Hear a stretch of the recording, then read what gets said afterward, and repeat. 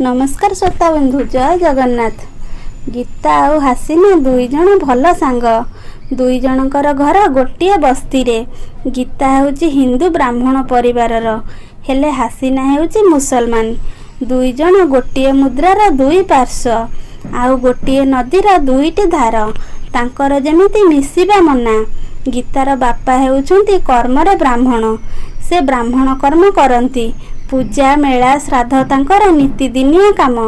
आउ हासिना बापांकर छेली कुकुड़ा काटिबा तांकर कौलिक वृत्ति। हासिनार बापा केबे भी मना करंतिनी गीता सह हासिनार मिलामिशा को। गीतार बापा किंतु थिले ओलटा। से गीता को केबे भी हासिना सांगरे मिसिबा को दियंती नाही। हासिना मुसलमान हेले कौन हेबो? से ता धर्म को जेतिकी गुरुत्व दिए, ता भगवान को जेतिकी पूजा करे, हिंदू धर्म को भी विश्वास करे। आउ जगन्नाथों प्रति थाए तार अहेतुक दुर्बलता। से जगा को डाके प्रार्थना करे। आउ जगन्नाथ संस्कृति उपरे तार भारी दखल। आउ हासिना समस्तक अजाणतारे घरे चतुर्धा मूर्ति रखी पूजा करे। आउ ए चतुर्धा मूर्ति को ता पई ता सांग गीता आनी देइथिला पुरीरू।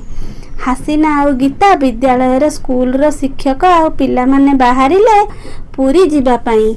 गीता आउ हासिना दुहे जाइथिले।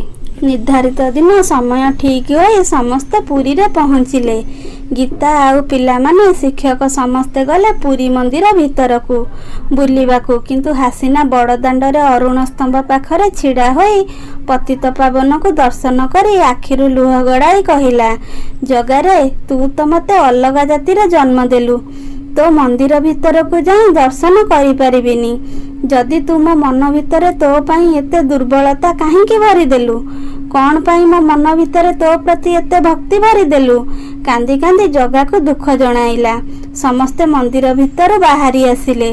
समस्ते समस्तक अनुभूति कहिले। जगा बलिया आउ सुभद्रा माँ को दर्शन कलु, अबढ़ा खाइलु, भारी मजा हैला। हेले हासिना खाली ता आखिरु लुह गड़ाई नीलचक्र को अनाई थाए। समस्ते जाई बस रे बसिले। हासिना कहिला, गीता मोर भारी इच्छा होउची, मु ए छोट चतुर्धा मूर्ति नेबी आउ तांको घरे रखी पूजा करिबी। गीता कहिला, हौ नेउनु। हासिना कहिला, मु जदि नेबी सार देखिले बिगिड़िबे, आउ मो पाखरे पैसा नहीं। गीता कहिला, तू व्यस्त हो ना, मु तो पई मूर्ति नहीं आसुची। गीता जाई हासिना पाई छोट छोट चतुर्धा मूर्ति नहीं आसिला। आउ घर को फेरिला परे गीता सेही मूर्ति नहीं हासिना को देला। हासिना मूर्ति को नहीं ता घरे रखी पूजा कला। सेही दिन ठारो आहुरी जगा पाई पागली होई गला हासिना। सी जगार सबु नीतिकांति करे, दुख सुख सबु जगन्नाथों को जनाए। मोबाइल रो जगार नीति देखी थरे हासिना जगा पाई भोग प्रस्तुत करिथिला। आउ ताको जगा पाखरे लगाई सारिबा परे सेही भोग को आनीथिला गीता पाई दुई सांग एकाठी खाइबे बोली। दुर्भाग्यवशत से दिन गीतार बापा देखिदेले। आउ हासिना को बहुत गाली देले। कहिले, तू मुसलमान, आमे हिंदू, तू केमिति आम जगार प्रसाद बनैलु? आउ पुणी मो झियो पाई आनिचु। गीता को मध्य बहुत गाली देले। आउ कहिले, तुम दुई जन को जेमिति मु आउ केबे एकाठी न देखे। आउ गीता को धरी घर को चली आसिले। आउ गीता को तांको मुंड छुआई नियम कराई देले हासिना सहित देखा न करिबाकू। दुई जन सांग एबे अलगा होई गले। समय गड़ी चलिला। हासिना किंतु जगा पाखरे गीतार भल पाई प्रार्थना करे। आउ कहे, प्रभु मो सांग को भलरे रखिथिबो। एमती किछि दिन बीतीगला। हासिनार बापा हासिना को पाठ पढ़ाइबा पाई सहर रे छाड़ी देले। एबे गीतार देह आउ भल रहु नाही। मुह हाथ फुलीगला। परिश्रा ठीक से हेला नहीं। केते कबिराज देखाइले, चेरमूली औषध देले, किंतु किछि लाभ हेला नहीं। गीतार बापा सेई जगन्नाथ को कहिले, महाबाहु मो झियो कण आउ भल हेबनी, ताकू भल करि दियो महाबाहु। हठात दिने गीता घर दुआर मुहरे गोटे गाड़ी आसी लागिला। आउ दुई जन लोक आसी गीतार बापा को कहिले, आमे सरकारंक तरफरु आसीचु, आपणक झियर देह खराब, आमे तांको बड़ हॉस्पिटल नबा पई आसीचु, आपण माने आपणक झियो को नहीं आसंतु। ଗୀତାର ବାପା ଗୀତାକୁ ଧରି ମେଡିକାଲ ନେଲେ। ସେଠାରେ ଗୀତାର ପରୀକ୍ଷା ହେଲା।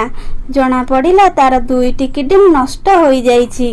ଗୀତା ବାପାର ପାଦ ତଳେ ମାଟି ଖସିଗଲା। ଗୀତାର ବାପା ଯାଇ ଡାକ୍ତରଙ୍କୁ ପଚାରିଲେ, ଟଙ୍କା କେତେ ଖର୍ଚ୍ଚ ହେବ? ଡାକ୍ତର କହିଲେ, ଟଙ୍କା କଥା ଛାଡ଼ନ୍ତୁ, ଆଉ ଗୋଟେ କିଡନୀ ଯୋଗାଡ଼ କରନ୍ତୁ। ଗୀତାର ବାପା କହିଲେ, ମୋ କିଡନୀ ନେଇଯାଆନ୍ତୁ, କିନ୍ତୁ ମୋ ଝିଅକୁ ବଞ୍ଚାଇ ଦିଅନ୍ତୁ। ଡକ୍ଟର ଗୀତାର ବାପାଙ୍କର କିଡନୀ ଟେଷ୍ଟ କଲେ, କିନ୍ତୁ ମ୍ୟାଚ୍ କଲା ନାହିଁ। ଗୀତାକୁ ମେଡିକାଲରେ ଛାଡ଼ି ଗୀତାର ବାପା ଚାଲିଲେ ପୁରୀ। ଅରୁଣ ସ୍ତମ୍ଭ ପାଖରେ ପତିତପାବନଙ୍କୁ ଅନାଇ ଜଗାକୁ କହିଲେ, ଜଗାରେ, ଆଜି ତୋତେ ଭକ୍ତିରେ ପୂଜା କରିବାକୁ ଆସିନି, କି ତୋ ବଡ଼ ଦେଉଳକୁ ଯାଇ ତୋତେ ଦର୍ଶନ କରିବାକୁ ଆସିନି। ଆସିଛି ତୋ ଆଗରେ ଅଭିମାନ କରି କହିବାକୁ, ତୋ ପୂଜା ପାଠରେ କୋଉଠି ମୁଁ ହେଳା କରିଥିଲି? ତୋ ସେବାରେ କୋଉଠି ମୁଁ କମ୍ କରିଥିଲି?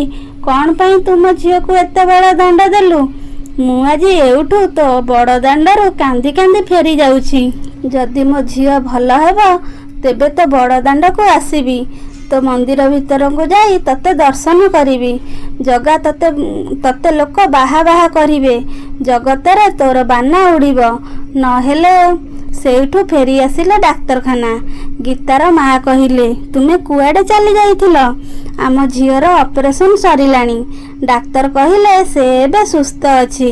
ଗୀତାର ବାପା ଆଶ୍ଚର୍ଯ୍ୟ ହୋଇ ପଚାରିଲେ, ଆମ ଝିଅକୁ କିଡନୀ କିଏ ଦେଲା? ତା ମା କହିଲେ, ମୁଁ ଜାଣିନି, ହେଲେ ଡାକ୍ତର କହିଲେ ଝିଅର ଅପରେସନ୍ ସରିଲାଣି। ଗୀତାର ବାପା ଯାଇ ଡାକ୍ତରଙ୍କୁ ଧନ୍ୟବାଦ ଦେଲେ, ଆଉ ପଚାରିଲେ, କିଡନୀ କିଏ ଦେଲା? ଡାକ୍ତର ବାବୁ କହିଲେ, ଯିଏ ବି ଦେଇଛି ସେ ଆମକୁ ମନା କରିଛନ୍ତି ତାଙ୍କ ଠିକଣା ଦେବାକୁ କି ତାଙ୍କ ନାଁ କହିବାକୁ।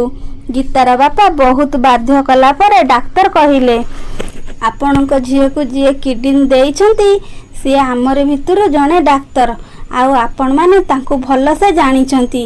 ସେ ହିଁ ମିଛରେ ସରକାରଙ୍କ କଥା କହି ଗାଡ଼ି କରି ତୁମକୁ ଏଇଠିକୁ ଆଣିଛନ୍ତି, ଆଉ ତାଙ୍କ ନିଜ କିଡନୀ ଦେଇ ତୁମ ଝିଅର ଜୀବନ ବଚାଇଛନ୍ତି। ଗୀତାର ବାପା କହିଲେ, କିଏ ସିଏ? ଡାକ୍ତର କହିଲେ, ତୁମେ ଜାଣିଛ, ସେ ହେଉଛି ତୁମ ଝିଅର ପିଲାଦିନର ସାଙ୍ଗ ହାସିନା। ଗୀତାର ବାପା ମୁଣ୍ଡରେ ହାତ ଦେଇ ବସି ପଡ଼ିଲେ। ଡାକ୍ତର କହିଲେ, ହଁ, ହାସିନା ମୋ ସ୍ତ୍ରୀ। ଆମ 2 ଜଣଙ୍କର ଏଇ ହସ୍ପିଟାଲ। ଗାଁରୁ ଖବର ପାଇ ହାସିନା ପାଗେଳି ହୋଇଗଲା, ଆଉ ଝଡ଼ ବର୍ଷା ରାତିରେ ଖାଲି ପାଦରେ ଚାଲି ଚାଲି ଦଣ୍ଡ ମାରି ଜଗା ପାଖକୁ ଯାଇଥିଲା, ଆଉ କହିଲା, ଜଗାରେ, ତୁ ପରା ଦରଦୀ ବନ୍ଧୁ, ତୋ ବନ୍ଧୁ ବିପଦରେ ପଡ଼ିଥିଲା ବୋଲି ତୁ ପା ସିଂହାସନରୁ ଓହ୍ଲାଇ ଆସିଥିଲୁ, ଆଉ ଆଜି ମୋ ବନ୍ଧୁ ବିପଦରେ। ତୁ ଯଦି ସାହା ନ ହେବୁ ମୋ ବନ୍ଧୁ ନାଁରେ କଳଙ୍କ ଲାଗିଯିବ। ତୋ ବାହା ପଦ ଆଉ ଶୁଭିବନି। ଜଗା, ତୋ ବନ୍ଧୁ ସୁଦାମା ପାଇଁ ତୁ ଯେତେ ବ୍ୟସ୍ତ ହେଉଥିଲୁ, ମୁଁ ଆଜି ମୋ ବନ୍ଧୁ ପାଇଁ ସେତିକି ବ୍ୟସ୍ତ। ତାପରେ ଆମେ ଚାରିଆଡ଼େ କିଡନୀ ଖୋଜିଲୁ, ହେଲେ କିଡନୀ ମିଳିଲାନି। ହାସିନା କହିଲା, ମୋ କିଡନୀ ଟେଷ୍ଟ କର, ଆଉ ତାପରେ ହାସିନାର କିଡନୀ ମିଶିଲା। ମୁଁ ମନା କଲି, କହିଲି, ହାସିନା, ତୁମର ଆଗକୁ ଲମ୍ବା ଭବିଷ୍ୟତ ପଡ଼ିଛି। ତୁମେ ଜଣେ ଡକ୍ଟର, ରୋଗୀ ସେବା କରିବା ତୁମର କାମ। ହାସିନା କହିଲା, ମୋ ଭବିଷ୍ୟତ କ'ଣ ମୋ ସାଙ୍ଗଠାରୁ ଅଧିକ? କିଡନୀ କ'ଣ ଦରକାର ପଡ଼ିଲେ ମୁଁ ମୋ ସାଙ୍ଗ ପାଇଁ ମୋ ଜୀବନ ଦେଇଦେବି।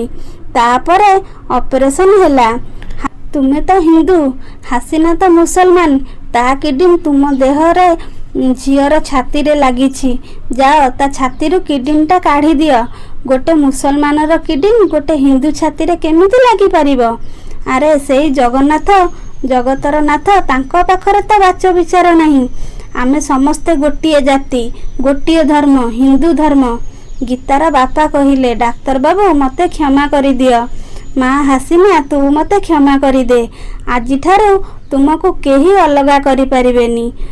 ତୁମେ 2 ଜଣ ହେଉଛ ଏଇ ଯୁଗର କୃଷ୍ଣ ସୁଦାମା। ଶ୍ରୋତା ବନ୍ଧୁ, କାହାଣୀଟି ଆପଣମାନଙ୍କୁ କେମିତି ଲାଗିଲା ଆପଣମାନେ କମେଣ୍ଟ ମାଧ୍ୟମରେ ନିଶ୍ଚିନ୍ତ ଜଣାଇବେ। ଯଦି ଆପଣମାନେ ମୋ ଚ୍ୟାନେଲରେ ନୂଆ ହୋଇଥାନ୍ତି, ମୋ ଚ୍ୟାନେଲକୁ ସବସ୍କ୍ରାଇବ୍ କରିବାକୁ କେବେ ବି ଭୁଲିବେନି।